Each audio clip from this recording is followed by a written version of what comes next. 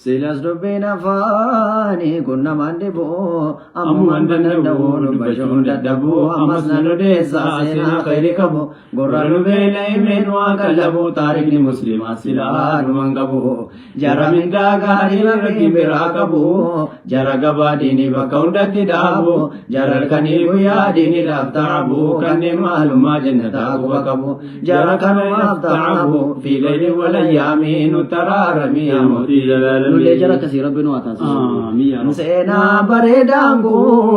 baye dagatame zaman islam ma ke sabalifame ummata ilahi jannata kadime mal fakada turana lalme imamul jawzi tunu katabe ne kitab sasifatu safwa kanjane bekame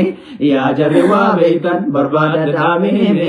silas kitab ni kamu jirayom dabame wani mamni mujahida do koi me kajihada ke zatululululome abaku damada bijajale kame beitullahil haram nanga batame wae mal dubatme halake banu fami nutararami amoti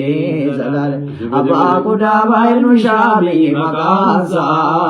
umanitya ilagairu busa nuraku bagabani me kanudusa isaga batani akata sochisa wagatera turte talola jihad kesa kofara charsite beya mega kesa nuttimi warabbi siagatise kesa erra chala rubbi wasiri kesa dagi fachu gutum baiti rabbi kesa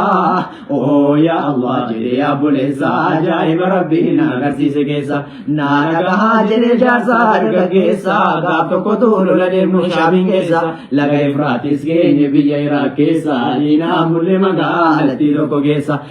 awaj ramte siva malatesa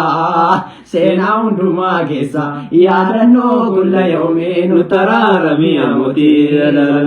sabab ni nulu kabane ka mashallah